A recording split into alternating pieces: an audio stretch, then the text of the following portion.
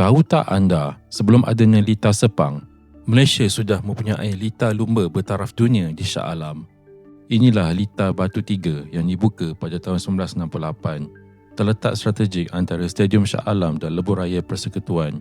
Ia menjadi nadi sukan pemotoran negara selama 35 tahun.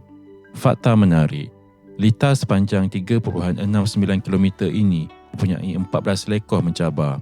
Ia bukan sekadar litar biasa, malah pernah menjadi hos kepada Grand Prix Malaysia dan kejuaraan motosikal dunia MotoGP dari tahun 1991 hingga 1997. Legenda lumba dunia seperti Mick Doohan sangat dominan di sini dengan rekod 4 kemenangan berturut-turut dalam kelas 500cc. Namun, selepas pembukaan litar Sepang, litar ikonik ini akhirnya ditutup pada tahun 2003 dan kini telah berubah wajah menjadi kawasan perumahan di Kayangan.